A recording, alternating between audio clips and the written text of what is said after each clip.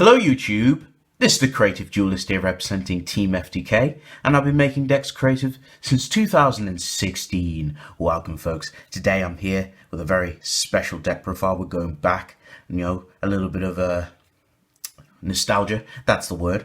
Today I have Geargia's. Before I start the deck profile, of course, got a few announcements to make, of course. Now, if you are new to the channel, or of course, you are a consistent watcher of our content, please have the moment to check out our Patreon. If you folks would like to support us on a personal level, we have tiers that suit your needs. All the money goes towards our equipment and purchasing new cards for deck profiles and so on and so forth. So please, if you have the time, please check out those tiers. Now, if you cannot afford to do Patreon consistently, we do have PayPal as an alternate option. If you folks would like to tip us on an occasional level, that is also fine. PayPal link is in the description. All donations are highly appreciated, and of course it all goes back into our content. And finally, we are sponsored, folks, by Inked Gaming. Inked Gaming sells a variety of items in their inventory, such as mats, keyboards, mouses, you name it. Now, of course, when you purchase something from Inked Gaming, make sure you input the promo code TeamFTK10. I repeat, TeamFTK10 to get your 10% discount on anything you shall purchase. Please, folks, take advantage of that little discount. Please take advantage. And of course, happy shopping. Now, let's get right into the meat and potatoes. Geargia's, my lord, it's been a while. I remember when Geargia's were top tier. It's really, it's hilarious looking at the deck now. The deck is absolute garbage. It's really slow. But, back then I kind of miss that, that kind of flow of YuGiOh. YuGiOh was kind of slow back then. You can get away with, missing a turn or two. YuGiOh was at, in my opinion, kind of a better place. It was kind of chaotic with the, decks being top tier. I think this was when Boojins were a thing. I think back in 2014 or 13, please correct me if I am wrong, but still, Geargia's were absolutely a force to be reckoned with. I remember the whole thing, the whole shebang, Vanity's Emptiness at 3, disgusting, Dimensional Fissure, Macrocosmos with you sitting on a fat Geargia armor, and of course Geargia Gigant X's for days. Man, that takes me back. I want to go back.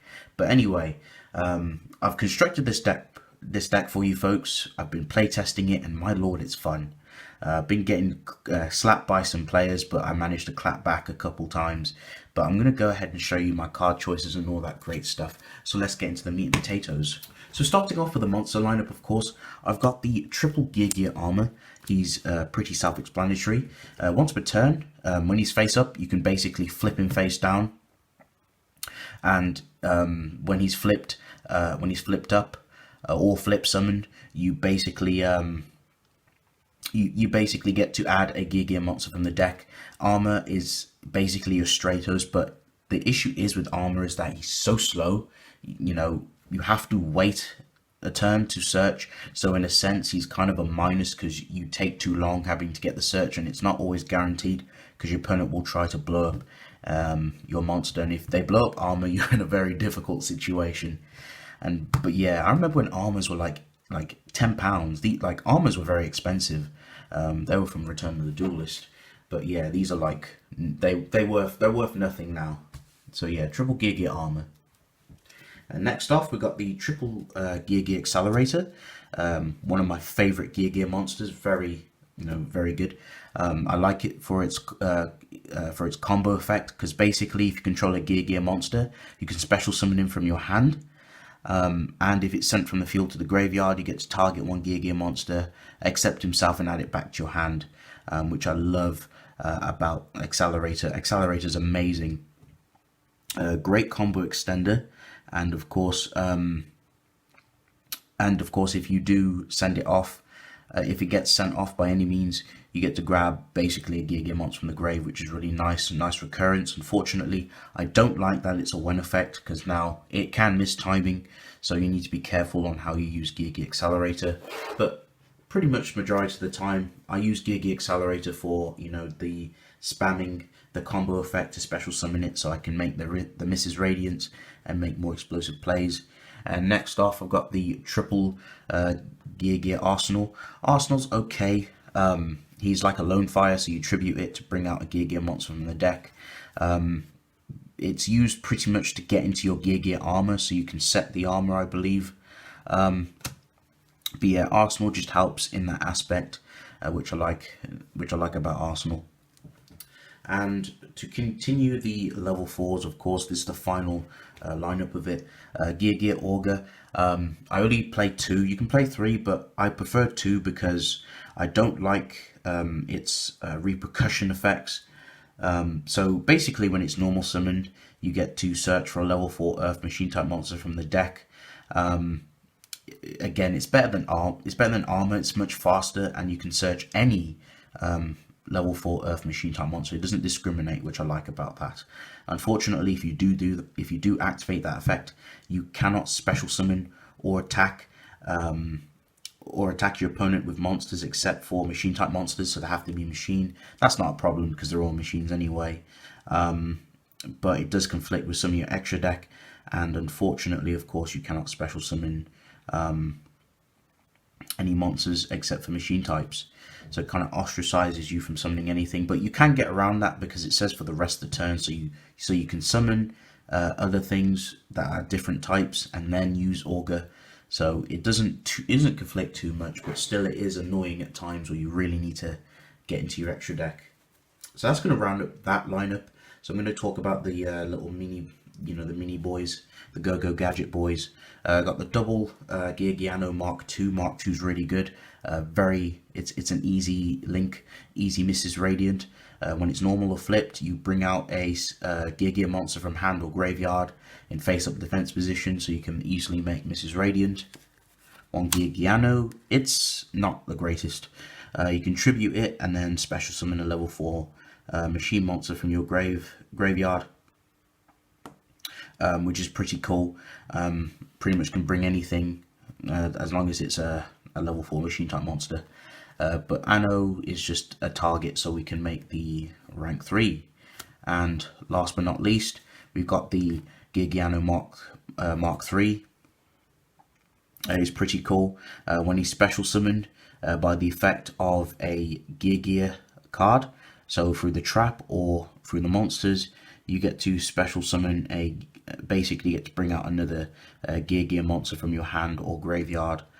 So it's pretty cool in that aspect. And that's going to round up the whole Geargia lineup. I'm going to pretty much split through the rest of the monsters. Got triple Hat Tricker. I'm testing this out just for more combo extension. Hand traps, double Ash Blossom and double Effect Veiler. Of course, Geargias is slow, so you need as much disruption as possible so you can slow down your opponent, so you can pretty much make them play at your pace. And that's what makes Geargias such a formidable deck. So that's going to round up the whole monster lineup. Going on to the spell lineup, I've got double Pot of Desires just to help us dig into cards that we need desperately. Double Call by the Grave, you are more than welcome to max this at 3. I feel it can brick sometimes, especially when your opponent hasn't hand trapped anything. Double Twin Twister for Mystic Mine or any annoying back row. One Iron Draw for the draw power. Works well with the deck, of course, because of the pace of the deck. It's not fast. You can play Iron Call. Unfortunately, it's affordable, but I didn't want to really spend a lot of, I didn't really want to fork out £10 just for 2 cards. It's not integral for the deck, but it does help for more combo extensions. But anyway, continuing on, I've got one Monster Reborn, Upstart, Scapegoat, and Raigeki to round up the spell lineup, folks. Trap lineup is pretty small. I do play the triple Gear. So you special summon 2 Geargiano monsters from the deck and you crank their levels to 1. So they become level 4, and of course helps you make the Geargian XYZ monster. So you play triple of that. Then double Bottomless Trap Hole, double Storming, and the Solemn Brigade. Again, you want to disrupt your opponent, and the whole point of the deck is to make your opponent play at your pace, and then once you gain advantage, you just you know, take the W. So that's going to round up the whole main deck, folks. Okay, for the extra deck, got the 1 Borolo Dragon, double Mrs. Radiant. I might even bunk Mrs. Radiant to 3. It's so easy to make 2. Double Gigant X. You can crank this to 3. Can't find my 3rd copy for some odd reason, but 2 works. 2 works just as well. But yeah, Gigant X just to help you search for your level 4 machine type monsters, or lower, of course.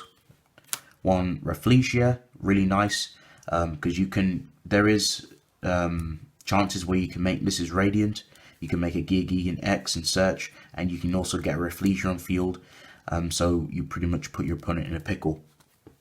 1 Cowboy, 1 Baguska, 1 Dark Rebellion, Honorarch, Castal, Dweller, and of course the Utopia package, and of course I'm playing the 1 Geargia Gigant XG. XG is pretty nice.